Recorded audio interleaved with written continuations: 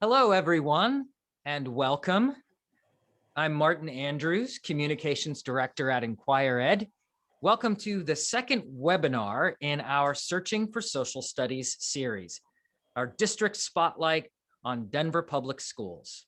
I can see that we have participants that are still coming in, so welcome, everyone. Thank you for coming. Just so you know, I think that we're going to really leave a lot of space for questions in this webinar because I know that many of you have reached out to me before the webinar with questions about curriculum review and adoption, and you might have questions for our guest. So I am going to leave some space for that, but if you have questions that come up anytime during the webinar, please share them in the chat and I will try to get to them right away. And if I don't get to them, I'll come back and we'll look at them at the end. So welcome, everyone. Also, if there are resources that we refer to, and there will be some, don't worry about just copying down information or asking me to share it in the chat, because in the next couple days, you'll receive an email from me. And that email will have a link to a blog post. And that blog post will contain a recording of the webinar and then any of the links to the resources that we talk about. There also will be in that email is a link to request a certificate of attendance. So thank you for coming. I see that some people are still coming in. Welcome. Chat your questions as they come to you. One of the things that I want to know is who is in our audience today. And sometimes I do a poll, sometimes I have it fill up the chat. So I tell you what, what's your role? Are you a curriculum writer, an instructional coach, a curriculum lead? Are you an elementary teacher, a middle school teacher? What's your role? And if you can just put that in the chat today, let us know what your role is, what brings you here today. And I hope that no matter where you're coming from, and no matter who you are, if you're a curriculum lead or a middle school teacher like Elizabeth, or a curriculum lead like Nina, an instructional coach like Molly, whoever you are, I hope that you get something out of today's webinar. And we will definitely be following up with any questions that you have as we move forward. So thank you for coming today. As I said earlier, and if I didn't, I'm saying it now, this webinar is brought to you by the National Council for the Social Studies and inquirED. And inquirED and the National Council of Social Studies have collaborated now on this webinar series for a couple of years. And I just want to give you some updates about what's going on in the world of the National Council for the Social Studies. They have their conference deadline that they've extended to April 1st, next week. So that's for the proposals for their conference that'll happen, the 101st conference next year in Minneapolis. They'll probably have some remote options as well, but those conference deadline, that conference deadline proposal has been extended. So you're going to want to check it out. Go to socialstudies.org.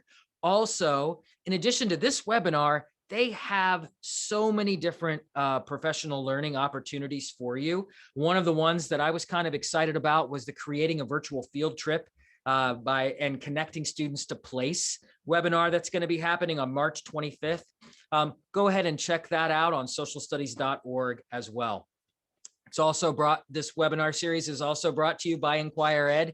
inquirED has created Inquiry Journeys, our inquiry-based elementary social studies curriculum to move students and teachers beyond the textbook. We support culturally responsive teaching, inquiry-based teaching and learning. We align to national social studies standards and ELA standards, and we connect to high-quality, diverse sources. You can find out more on our website, inquirED.org, where you can also learn more about this webinar series, Searching for Social Studies. It's all about teachers, instructional leads out there looking for materials. Last week, we had a great webinar about high quality instructional materials. We're probably going to circle back and talk about that a little bit today. But the next webinar coming up is inspiring examples of informed action. So we put a call out to teachers all over the country, and they are submitting samples of their students taking informed action in their classroom. Next, we're going to dig into the curriculum review guide, which we'll talk a little bit about today, and show you how you can use that tool to evaluate curriculum. And finally, I'm really excited about this. We're going to have Jim Short from the Carnegie Corporation in with us on May 12th to talk about the curriculum-based professional learning model. This is where teachers are focused on implementing a curriculum and developing their teaching practice as they implement. So we can't wait for Jim to come on and talk to us about that model that they've spent a lot of time developing and researching. So to make a transition into what we're going to talk about today, we're really talking about a specific example, a specific process of curriculum review and adoption. And before we dig into that specific process that Denver Public Schools went through, let's go back a little bit. Last week, we talked about the importance of high quality instructional materials. So when you are beginning the process of curriculum review and adoption, what's at stake? So what's at stake is that high quality curriculum, high quality instructional materials make a huge difference in the classroom. If you take an average teacher and you give them high quality instructional materials, suddenly they're performing the same as a highly skilled teacher in the 80th percentile. And you can see study after study that show that high quality curriculum makes a huge difference in the classroom. And also that without high quality instructional materials and curriculum, teachers are out there 7 to 15 hours a week searching for materials themselves that haven't been vetted, that aren't vetted for bias, that aren't examined for their cultural responsiveness. So materials matter a whole lot. And here's what I'd like to prompt some questions about before we bring in our panelists is, here's a prompt for you. Those of you who are engaging in a curriculum review or adoption, or are out there searching right now, the most challenging aspect of reviewing and selecting curriculum is, and I'd like you to share that with me in the chat right now. What is it that you are currently finding challenging as you search for social studies curriculum or have found challenging in your past searches, in your past review and adoption processes? So chat that to us, to panelists and attendees. Getting funding from the administration, Taylor says, and I'm sure that all of you curriculum directors are probably connecting to that. What else? Finding something that is actually a complete curriculum. Dan, I'm really interested in what you mean by a complete curriculum. Probably just not a supplemental curriculum that's a few lessons or one unit. Ensuring diverse perspectives and equitable access to quality material, Lori says. Absolutely. Not only diverse perspectives within the curriculum, but how across a system can you ensure that? Culturally relevant texts, agreement among staff and buy-in, something that continues from pre-K to middle school. I like Elizabeth's looking for that vertical alignment, establishing shared expectations. Nita's is from Louisiana, and they're not currently reviewing Tier 1 social study curriculum. Plus, they're a fully online school. Finding curriculum that takes questions and questioning seriously, Gary says. Those are some really great answers. And those are very similar to the answers that we got and the questions we got from our partners and past participants. They said, first of all, how can I make a 10-year commitment to a curriculum when the world is changing? We are in a cycle where many of you are probably on 8 to 10 curriculum review and adoption cycles. Imagine most of us are from the social studies world. Imagine a social studies curriculum that was created 10 years ago. They missed out on a little bit of history there. The issues that we are so concerned about right now, they weren't blips on our screen 10 years ago in many ways. So how do you make a 10-year commitment to a curriculum in this day and age? This echoes something that someone said on our chat right now is, how do you get widespread adoption, teacher buy-in to this curriculum? How can I lessen the load on teacher committees? A lot of you might have seen that, or a lot of you might come from districts where you're primarily a teacher committee that is out there searching for the curriculum. How do you lessen the load on that teacher committee? How can you gather information about what's out there? And how can I assure, this is something that was mentioned in our chat, how can I ensure those materials are culturally responsive? So I think we have a laundry list of questions that are from you and a laundry list of questions that came in beforehand. And now I'm going to bring on our panelist. And let me give a brief introduction to Susan. Susan Oliens is currently the Director of Science, Social Studies, STEM, and Professional Learning in the Department of Culturally Sustaining Curriculum and Instruction for Denver Public Schools. She's been with Denver for 7 years, in education for over 35 in a variety of roles, teacher, principals, supervisors of principals, and various roles in curriculum and instruction. She's supported her teams in the successful adoption of K-12 social studies resources, K-8 science resources, and the development of high school science resources through a research practicing in partnership with CU Boulder. Susan, if you can turn on your camera, we're so glad that you are here today to join us. Welcome. Thank you. And thank you for that nice introduction. And I'm really excited to be here and share our curriculum adoption process with the folks attending the webinar. Did some of those questions that people were sharing in the chat really resonate with you? Oh, absolutely. Especially, I can even begin to say is just the one about every 10 years and how do you work with that? How do you deal with changes in the curriculum? How do you get support for monies? All of those questions resonated, and because all of our districts have unique also context and situations that we're trying to think through and process in order to get the best curriculum in front of students. I really liked your slide about high quality resources and how that improves teaching. I think that's key, and it's the biggest responsibility that we have when searching for resources. So let's start there at that question that jumped out to you. Many of our participants are on 8 to 10 year curriculum adoption cycles, which might have worked really well 30, 40 years ago. But tell me, given that, the confines of that, how does that change how you search for materials? What kind of materials you're looking for? Just talk to us a little bit about that.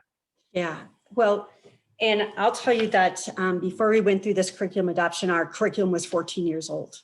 Oh, wow. So it's already out of date with standards. In fact, 3 rounds of standards for our Colorado Education Department. Did it reflect our current values for culturally responsive teaching? Didn't reflect National Council for Social Studies C3 framework, et cetera. So absolutely, how do you go through this process every 7 years? So I think what's really critical is what's the flexibility and adaptability of the curriculum that we're searching for now. And so digital resources are key. So one of the aspects of, because the digital is key because it's not a text, and once you publish a text, the information is already old. So when you have digital components and you work with your partners, your your curriculum partners, those should be updated on a yearly basis, so that it changes when the world changes. So an example of, because I'm science also, Pluto was a planet way too long. And so that's not to say that we don't also supplement our resources, but it's nice to have those high quality resources, have that adaptability along the way as a partner. Well, that gets into, it sounds like a changing relationship with curriculum providers. Yes. And so what are you started to talk about it. What are you kind of demanding, asking for, requiring? What should our participants ask for and require from curriculum providers? Yeah. So I think this is really important, and I have to say it's one of the reasons that our Curriculum and Adoption Committee for Social Studies unanimously selected Inquiry Journeys. We often get curriculums and then teachers use it. So there's the teacher experience with using that with the resource in terms of planning and meeting the needs of their students. And then based on that, there's the student experience with the resource as well. And so sometimes that works really well, and sometimes it doesn't. And so one of the things that we know in this partnership is there's a willingness to take feedback around what's working or what isn't working. It was already demonstrated just even in the presentation to our curriculum committee. A question was asked, and believe it or not, it was changed in version 2.0 almost immediately with Inquiry Journeys. So it's a reciprocity of feedback loops and changes that are being made.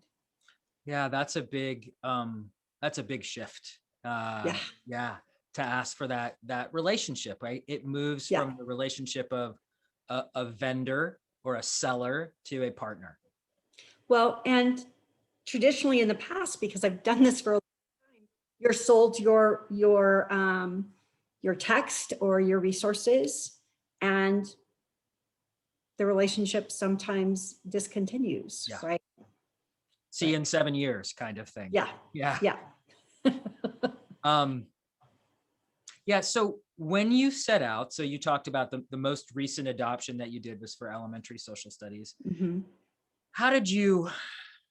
What was the end you had in mind when you began this process? Well, I think there's a couple of ends in mind. Yeah. So I think one of the end is our goals. What are our goals for social studies? That we have a culturally sustaining curriculum, that our content and pedagogy leverage the knowledge and experiences and cultural strengths of our students and communities, that it's inquiry-driven learning, that students learn through investigations. I saw somebody in the chat talk about questions, and what are those questions that students that they get to explore, that critical thinking is at the forefront, and they get to use a variety of sources, not just a single text. And they get to, and we know how important this is, evaluate them for credibility and bias.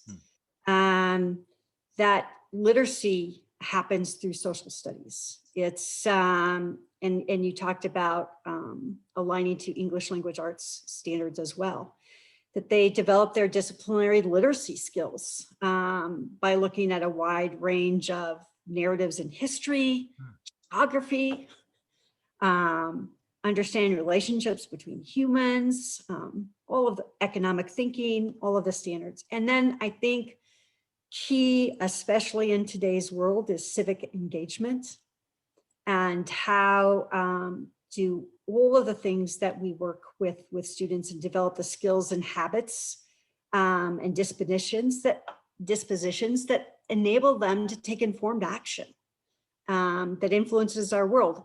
At the elementary level, even in kindergarten, that can happen all the way up through high school. Yeah.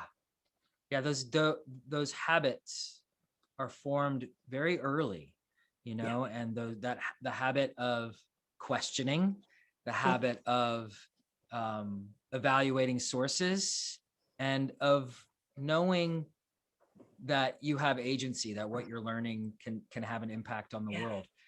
You talked a lot about sort of the end in mind for students, which I think is always, of course, where you're going to start.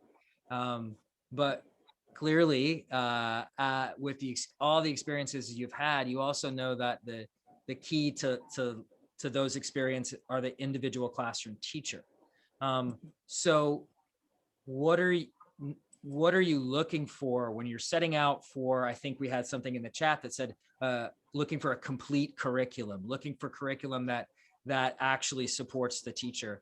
So those are the kind of learning experiences you want students to have. What are you looking for when you're thinking about supporting teachers? Yeah.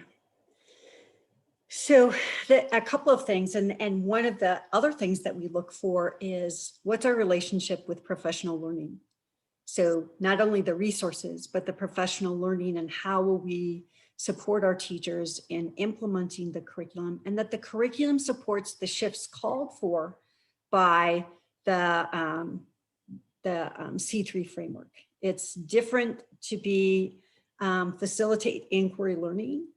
That's a whole different shift than providing students information and filling out worksheets and, you know, drawing maps, etc. Not to say those are good or bad, but inquiry really is the student at the center asking questions about the world that they're experiencing. And I think that's super important.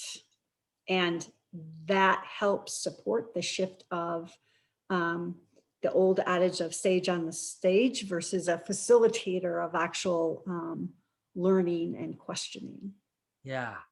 So you had quite a lot of ends that you wanted, like a lot of goals, from culturally sustaining pedagogy to inquiry based. So when you set out to survey what was out there, it's really was kind of amazing to hear that 14 years ago, it was when you had a social studies curriculum, and so many different state standards came and went. So how did you start the process of finding out what was out there? Because I feel like a lot of our participants might be in that process, and they might have teacher committees, they might have, different ways. How did you gather information about what was out there that would meet some of those requirements that you talked about? Well, we put out, before we put out our RFP proposal, we put out a request for information. And a request for information means we're looking to see what are the resources that are currently out there. And so we try to cast a broad net through our strategic sourcing department. They have a process where they post that, they reach out to known curricular vendors and all kinds of things. If we have already established relationships, we say, hey, this is coming, we want to know what's out there. And it also, because I have to say that sometimes when you're looking for very certain things, the product or the resources don't match. And so the request for information is to see that that those resources will actually be available to review for what's out there. And so you get a really good idea of what's innovative, what's not innovative, what stayed the same, who's actually built a curriculum that actually is for the C3 framework, the National Council of Social Studies supports, and the rubrics. You see if it's online, you see if it's fixed, you see if it's adaptable, and it really gives you a good idea of if you can move forward, because there's a lot of time and investment because we have a rigorous curriculum review process. And we want to make sure that there's a return of investment on everybody's time that's a part of that review process. Maybe that gets into that lessening the load a little bit. I mean, it might depend on the size of the district, but that request for information, you're one of the few districts that has put out one of those. And from the perspective of a curriculum provider, we had to answer all the questions that you asked, and we had to jump through all the hoops. And what it made us present our argument to you about maybe why our resource was what you were looking for. And oftentimes it's tasked to that teacher committee to go out and say, we're looking for this, this, and then how do they find that information? And how do they know that that information is actually reviewable? I think it was definitely an interesting step to take. You probably got a lot of information.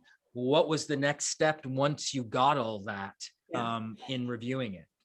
Yeah, so I have an excellent team of curriculum specialists who have all the content knowledge because you can see that I am across a lot of different subject areas. And then we look at that and we look at the information and the answers to the questions and say, okay, we believe we have enough choices to begin this process. And I am accountable to my supervisors and other supervisors to say, because this is also not only a time investment, but a resource investment. And so we say we're ready. And so then we work with our strategic sourcing department after I get those approvals. And I think somebody said, and where you are in the adoption process are cycles in terms of that every 7 years, in terms of content areas. We're ready to go. And that's when we start the other RFP process, which is more formal than the RFI process. Yeah. And so that could be something where if I was a medium district or a smaller district and I don't have that team of specialists that you have, I do have a teacher committee, but maybe they weren't tasked to go out and search for all that, but now they can review it, and they can review it with the questions that they would have asked of those curricula right there in front of them. That could be a way to save that teacher committee time if that's the process you were going about. What about like when do you start to bring other stakeholders? When do you start to bring more teachers to start to talk about this? Is it in the RFP? Is it later on? What about your other stakeholders? It's kind of a both and. So one of the things that's really important is that we have to bring some of our stakeholders in to develop the RFP. So we have an incredible collaboration, and it's kind of reflected in our rubric. There's kind of 7 components in our rubric, but one of our collaborators and stakeholders is our multilingual education department. We have our educational technology department. We have our data systems partners. We have our gifted and talented partners, our student of equity and opportunity, otherwise known as special ed partners.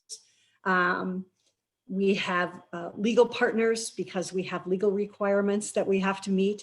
And so all of those have to show up in our RFP. RFP stands a request for purchase, or request for proposal for purchase. Thank you for whoever was asking that in the chat. Yeah, so request for information is that initial call for send us what you have that answers these questions. And then you go through the process of reviewing and saying, this isn't, this doesn't work, but then you put out a request for proposal that is more formalized, right? It's very formal. Okay. It's very formal to the point where we are asking for the viability of the company that's providing the resources. We have to ensure that the company is an established company and viable. We ask for references that we do call, believe it or not. This is where we ask for very specific components of meeting the rubric. We have student data privacy agreements. We have to know that it can work on the district's current technology purchases. Does it work on Chromebooks? Does it work on iPads? Can it work within our learning management systems? Those are all the technical things that have implications that need to be responded to in that that proposal. Yeah. In addition to all the learning, like what I think a lot of maybe Yes. our participants are Yes, thinking, sorry. oh my gosh, that's sort of like all the forms and things, but also I do want to say that bringing in those other stakeholders from inside your organization is ensuring that it can't, when you finally choose something, that it actually can be implemented in a way without friction. Yeah, sorry to get so technical and move away from the learning for a minute. No, but I think that's really important. Yeah, and it's your negotiation tool as a district with the curriculum vendor provider and supports that. And then there's all the curricular things. There's the does it support language learners? Does it support online learning? Does it support culturally responsive teaching and education? Does it support inquiry learning? What are the standards? So those are all those are the learning parts that are basically the most important to us. And I have to say, we also say in our RFP, we say you must meet these criteria. If you don't meet those criteria, then that's another way that you don't move forward in Gotcha. terms of the process. And we try to make that very clear. So there's a sort Right there as well. And you're asking for specific proof and evidence where you can see that. Yeah. Let's see what in the chat. Connecting with your IT folks is so important. I could not agree more. We have had our IT department reject some products for being not compatible. What about Mindy is saying anyone bringing in student, family, or community voice to the table? Yeah. So one of the ways that we met with several community groups and met with them and asked them, what are your greatest hopes for an elementary social studies curriculum? And we met with some faith-based groups. We met with a student group. We met with an organization called CHE, and similar themes across all of those. Our students need to be able to see themselves inside the curriculum. Their stories need to be represented, not just stories of trauma, but stories of hope and joy, stories of resistance, stories, all those different kinds of stories. The students said, don't stay away from hard history. We need to know that. And developmentally appropriately, what does that look like and sound like? Yeah. And I think that's a fair request of our community. When you think of Denver Public Schools, and 80% of our students are from diverse backgrounds. I think that, and this is a really great question, because what I'm sure there are politics involved in a mathematics curriculum, but politics is baked into a social studies curriculum. It is part of what it is part of what we are examining as well. So it sounds like what you started to do is bring in voices and groups early into the process.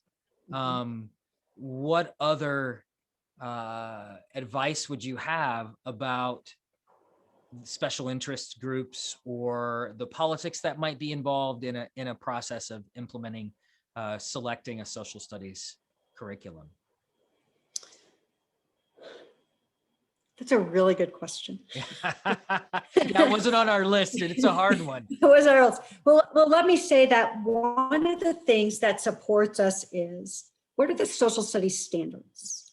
Yeah. And so I think one of the things that we can do is ground ourselves in, What is it that we're asking students to learn, and when are we asking students to learn? So this is where not a vertical articulation is just as important as a grade level of what am I learning at each grade level, as well as what am I learning over time in a school district K-12, so that those special interest groups, or where does this happen, or where do students learn about this, is we need to be able to articulate where that happens in social studies, because it can't happen all in one year in every single grade level. And so trying to create that map for people using the standards. And the other thing, and I think you said this very well, is we have a curriculum and we have planning tools, and then teachers, part of that professional learning and support for teachers is knowing that this is my content and this is the art and science of teaching. Who are the students that are sitting in front of me? And how can I adapt or use the curriculum as a base and then adapt from that, so that I'm ensuring that the students sitting in front of me their needs are being met. Does that make sense? Yeah, absolutely. I think that one of the things that I heard you say, and I think we're very careful when we talk about culturally responsive teaching, is that our curriculum is not culturally responsive, because no curriculum can be. It can support the kind of practices, but it's giving the teacher the tools to make that to respond to the students in front of them. It can definitely include sources that are culturally relevant, but when it comes down to it, is that teacher in that classroom who is responding to the students in front of them. And that's why curriculum, it can be a component, but the professional learning also has to be there, so that a teacher can investigate their own biases, that they can know that they're using those practices. It's really important point there. That you touched on that vertical alignment, which I think is so important when you're talk to me a little bit about what you're looking for when you're out there, because I think so much social studies curriculum now is supplemental.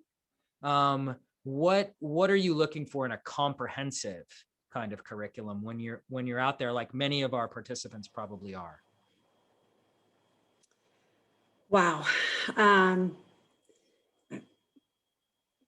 Well, part of what makes it comprehensive, I believe, is that the standards, if we use the standards as the through line. Yeah. So how do students get access to those grade level standards and those grade level content and concepts that are part of social studies, as well as the social studies skills. Yeah.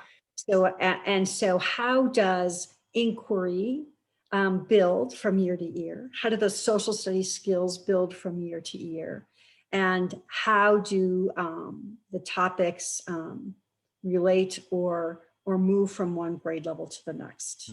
So I think, so to me, comprehensive is that it provides the teachers the tools necessary to have that makes, I'm not sure if I made any sense. Yeah, there. no, you did. I think that that comprehensive, providing the tools, but watching how it happens in kindergarten and then happens in second grade, right, and how that's different and how that is developmentally appropriate, and that is scaffolded across those grades. Right. Last week we had on someone from the Education Trust, Tangi Marshall, and she said one of the ways to judge a high quality instructional materials is it standards aligned, which everybody asks, but her second question was, can you prove it? Can you open me to that lesson plan and point to that task and say, this is connected to that standard right there? And I think that's a really important thing and you can use those state standards really to guide you. So now that you have this request for proposals, all of these things are coming into you. You're going through, you're choosing the curriculum that's right for you. Let's say you've chosen. what's the next step to introduce it to your community or ensure adoption? Because I'm sure that there are stories out there of a new curriculum that is adopted, but then not adopted. So talk to me a little bit about that. Well, in Denver Public Schools, we have a very unique process called universal flexibility. So our role in culturally sustaining curriculum and instruction department is to lead that whole adoption process to select the best choice. And then there's a whole process to support schools to opt into, choosing to opt into adopt that curriculum. So there's still a choice. So we've made the teachers on the committee are actually the recommenders, and we put forward their recommendations to our senior leadership team as to why this is the best curriculum. And then we have a process where we do communication with our regional instructional superintendents. Denver Public Schools is divided into 6 regions, and those are our they support our school leaders in terms of supporting them with all things related to schools. We inform them about the new resources, why these resources are the best choice, why they meet the goals of the district, why they meet the goals of social studies. Then, and that's a webinar. Then we also do a webinar for school leaders. We also then have, this year was interesting in the pandemic. We normally have meetings that people can come to where we demonstrate the resources, give them insight into them. We did that over Zoom, and it gave times where all teachers could come in and ask all their questions about the resources to see what they look like and sound like. And our school leaders then take this to their instructional leadership teams, and we provided a landing page for school leaders to use with their instructional leadership teams, which are made up of their teachers, to then really look at the curriculum and see if it was the right one for them. And I have to say we have almost 98% opt-in. Wow. With the curriculum. That's a pretty good percentage. Yep. You should be proud of that. Yep. Wow. Well, that's the important thing, is to get that buy-in, because you've spent all this time, trying to get the best resource, and then you want to see people actually using it. Yeah. And the teachers on the committee, the teachers that were part of the review committee, are some of our best advocates. Yeah. Because they got to dive into the resources pretty deeply. And that's what you often see. What about rolling it out? Is there a like smaller and then like, does it grow? Is it all out there all at once? You've probably done it a number of different ways. Yeah, I think it depends on your district context. There's no one right way, and we've done it in multiple ways. And I think the way that Denver is going to try to do it was with teacher leaders or inquiry advocates, is how do we get those folks that are out in the forefront to use the curriculum, try it on, so that then they are very familiar with the resources. There's nothing like professional learning led by teachers of grade level that have used the resources. They're believable. And they can answer those very specific grade level questions, and they have similar communities and can answer those questions. Yeah, I knew there would be a lot of questions on this one, because when you talk to the people going through similar things that you're going through, there's a chance to really to dig in, and I want to go through a couple of questions that have appeared in the Q&A. Someone says that they're from a small charter school, and their principal, instead of purchasing a curriculum, the principal is pressuring the social studies department to write their own, and they only have 2 teachers in their department who have backgrounds in social sciences.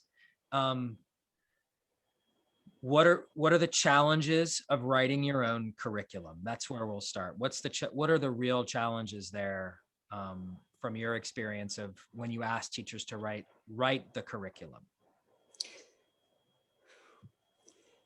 I think there's a reasonableness around that, especially at and I don't know if that's an elementary question, but if I'm teaching over 6 content areas and then I have a planning time and those kinds of things, that's a huge commitment. Yeah.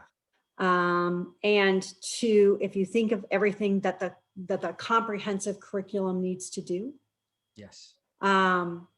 that's a monumental task.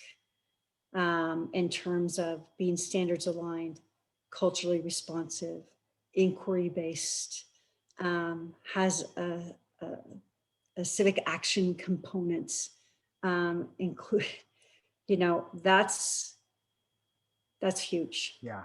And what I would say is, this person also asks, how do you promote the need for a purchased curriculum, especially in social studies? I think that some people, hopefully, and we've seen this, are more likely to say social studies is now more essential than it has been viewed in the last 10 years or so. But promoting the need for a social studies curriculum, I have some, I would say that you have to find that principal's pain point, and talk directly to that. If it is an argument about how social studies can improve literacy, we can share information with you and you can email me at martin@inquirED.org, and I will send you advocacy information. You can share information about how powerful high quality instructional materials can be. So making that argument is one that probably depends on who you're talking to. Any advice there about making that argument, Susan? Well, I think anybody can always go out and find activities. But if we're talking about a coherence of learning experiences, and you asked me a really important question, Martin, is how do you start with the end in mind? Yeah. What are the goals of your school's social studies? So by the time a student leaves, if it's 6th grade levels or 9th grade levels, if it's a K-8 or whatever, what is it that we want for our students in terms of their abilities or their skills in social sciences? And I think if you're talking about that and all the complexity of that, then asking a teacher to create their own curriculum is. Yeah, I think that's a really great place to start, Susan, because getting to what is that principal's conception of what social studies is. Mm-hmm. If it's, oh, this is just one lesson, or if it's the social studies maybe he or she had when they were a student, if you can explain the way that inquiry in social studies works and builds those questioning, collaboration, evaluation, critical thinking skills, then maybe that's part of the convincing too. What about this question? How do you balance what teachers might want in terms of ease of use versus content that might be more difficult to implement? So that's a big, you don't want it to ease of use. You don't want it to be so hard that it's a huge obstacle. Right. How would you respond to that? Well, I'm going to point to my social studies team again, who are pretty amazing. So just like we have scaffolds for our students in terms of accessing grade level content, what are our scaffolds or the professional learning supports that we provide our teachers? Because we ultimately want our teachers to be empowered to be the decision makers. So how do we support them with planning constructs that help them be metacognitive in terms of what are the questions I'm asking myself as I'm planning with these resources and lessons for the students sitting in front of me. And I think that's the other advantage of having teacher leaders on the forefront of those teachers that are the early implementers, also guide and support the other teachers through the professional learning. And I would say a curriculum isn't just the stuff, it's also the professional learning. Yeah. So that's another key component. That's a really important point, that it can't, especially for inquiry-based college and career ready social studies, that's asking teachers to make a shift in instruction many times. At the elementary level, some might not have taught social studies before. So the idea that professional learning needs to be baked in there is really important. Right. We have two questions about pilots. And I don't know if you have, if pilots are part of your process of curriculum adoption, but can you please talk about pilots? How many per resource, for how long, et cetera? Do you pilot any of the materials so you can gather teacher input and student voice? So those two questions, both about pilots. Well, I have an opinion on pilots. It might not be popular. Okay. I worked in another school district, not to be named, and when we ran pilots, what I found out is the teachers that piloted the resources wanted the resources that they piloted. Interesting.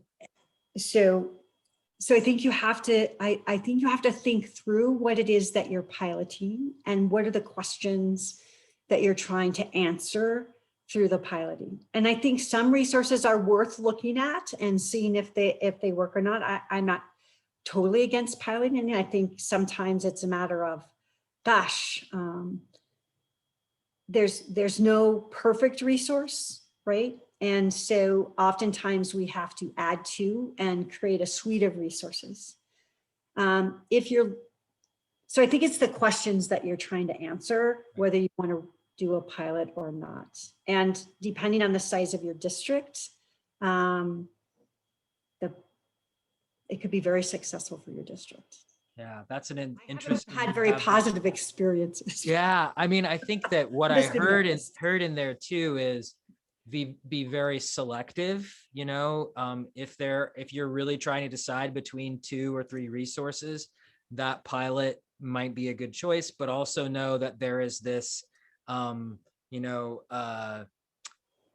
confirmation kind of bias thing where I have experienced it. Therefore, the devil right is Right. so you're going to make that decision. So some of that might that data that you receive is going to be influenced by their experience. Can I almost say that almost better than piloting would be, I have some very strategic curriculum, social studies curriculum specialists or leads that through the past couple of years, we have foreshadowed the shifts and worked with our teachers, even though we didn't have a C3 aligned inquiry-based social studies curriculum.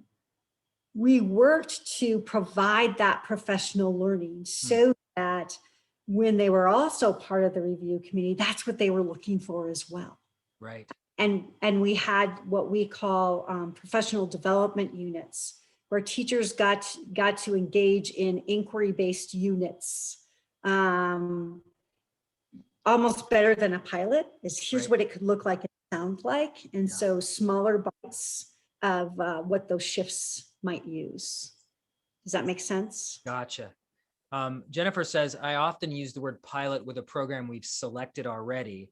Our early adopters pilot the program and discover any issues so we can address them before rolling it out to the rest of the school. You're nodding your head, Susan. That's a different concept of pilot. Yes. Yeah. I think that's an excellent strategy. Yeah. Yes. Yeah. I like the foreshadowing. Stephanie says, I like the foreshadowing idea. I like that too. And interestingly enough, if you're out there and you're looking for, curriculum providers, and one of the requirements that you have is, hey, listen, it's not a give us the resource and see you later relationship we're looking for. Many of them offer professional learning opportunities, so it's a way to engage in a first date with a curriculum provider to see, like, hey, what do you like? What's the relationship that you have? It might be a good first step as well. That's a really way to do it. And I think we almost had 50 first dates with inquiry journeys, inquirED. Yeah. No, I'm not. Well, it's No, a we big had, decision, it's a big decision, and people have to take their time, and if you want a relationship, then you got to have a committed partner. right. What I'm saying by that is we got to have multiple opportunities with inquirED. Yeah. And I have to say that all of those professional learning sessions were very highly rated by our teachers as, wow, I walked away with new understandings, Yeah. things I could do with my students, a new way to think about how to teach social studies. So I think that was important as well. We have a question that I know the answer to. Did you develop your own rubric to vet resources? And you did. And I have a copy of it that I am going to share with everyone in that blog post. And I have to say, it was pretty intense rubric that you all created for the RFP. Yeah. And you gave it out to everyone and said, this, just like you would for a student, this is what we're grading you on. Prove that this is you, which I think was such a great tool to make sure you get quality resources. Yeah. Do you know that we looked at national rubrics, and we had used the Achieve rubric for science, and we adapted that and gave it the DBS context, and our rubric, believe it or not, has evolved over time as well. Yeah. So we get better at it each time that we go through an adoption process. Yeah. And there was a great, for people that transition between the request for information and the request for proposal, the rubric for the request for information was not as targeted, it was what's out there, show us what you got. And then it seemed like once you got those resources, then you really crafted that request for proposal with very specific requests. We have 3 more minutes, which the time actually just flew by because we had such an engaged group here. Any last questions for Susan? And while you think about those last questions, folks, I just want you to know that I'm going to be sharing the resources that we talked about. I'll share Denver's rubric that they created. I'll also put a link to a rubric that we created to evaluate curriculum that you can take a look at and add to and steal and use. That's really focused on C3 and inquiry. But I think, who did you send the RFP to? Publishers? We're a very small district and I'm new at this. That's a good question. And I know that's a group, like you probably, there's a group within Denver Public Schools that does that. But I think it's not, I think there are public sites that you can submit those to. And Jennifer, I am responsible for answering those RFPs when they come to inquirED, but I don't know how they get there. Susan, do you know exactly the process? Well, we have a strategic sourcing department that's their job. And there is a place where you can post those, post them. Hey, Jennifer, that's my homework assignment for the blog post I will find out how a small district can post an RFP if they don't have a strategic sourcing department. So I will do my research and find that out. The other thing it depends on your school district and your rules. But you can also, whoever that person is, can email specific people and say the RFP is up on our site or up on the site. Please go in and take a look, because they usually are time bound. Yeah, that could be a direct, like, that there is an organization or a provider that you're interested in, you can send that right to them via email. Well, thank you, Susan, for spending time with us. And I just have to say I just was amazed at the way in which the process happened at Denver, how specific and thoughtful and thought through it was. So, and that's why I wanted to have you on here, because it just was an exemplar among ones that we've seen. So I hope you're proud of the process you went through. Well, I'm proud of my team. Yeah. they're the ones that lead and facilitate the processes, and they're pretty amazing. So I'm very proud of them. Yeah. Well, make sure that if you want to reach out to me with any questions, and I can pose them to Susan afterwards if we didn't answer them. But thanks everyone for joining us today, and Susan, thanks so much for sharing your experience and a little bit of your wisdom with us. Well, thank you for having me, and excited to share. Okay. All right. Take care, everyone. Bye-bye. Bye.